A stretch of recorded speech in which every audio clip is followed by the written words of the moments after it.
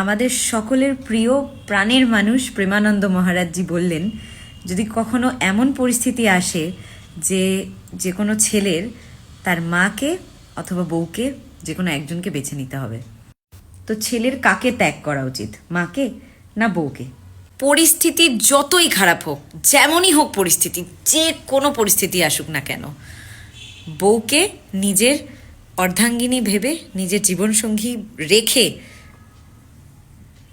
মায়ের সেবা করা। কিন্তু কোনো রকম পরিস্থিতিতেই দুজনের একজনকেও ত্যাগ করা যাবে না। জন্মদাত্রী মা আর জীবনের শেষ দিন অবধি সাথে থাকা বউ, দুজনকে এই দুই চোখের মতো দেখতে হবে। যদি বউয়ের কথা শুনে মা বাবার ত্যাগ করে বউকে নিয়ে চলা হয়, তাহলে আমাদের কর্তব্য নষ্ট হয়।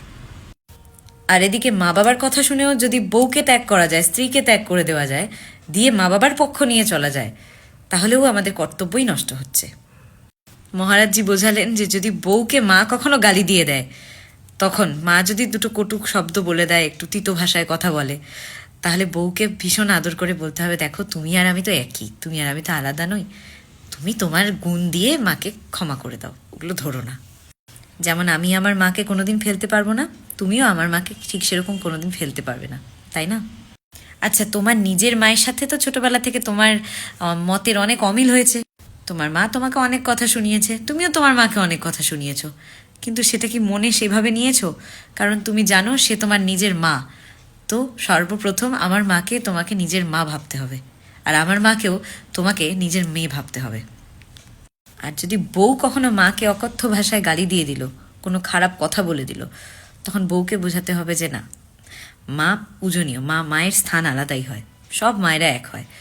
তো মাকে এরকম বললে আমার মন কিন্তু তোমায় ভালোবাসবে না, আমার মন থেকে কিন্তু তোমার সম্মানটা নষ্ট হয়ে যাবে। পার্থক্যটা এখানেই যে পত্নী বা স্ত্রী আমার অঙ্গ, আমার একটা অঙ্গ, আর আমার মা বাবা আমার পূজ্য, আমার পূজনীয়। তুমি কখনো ভগবানের পুজো করা ছাড়তে পারবে?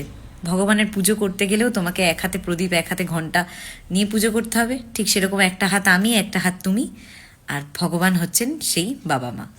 পরম পূজনীয় প্রেমানন্দ মহারাজজি এত সুন্দর করে সম্পর্কগুলোকে বলে দেন যে মন থেকে কথাগুলো কখনো বেরোয় না।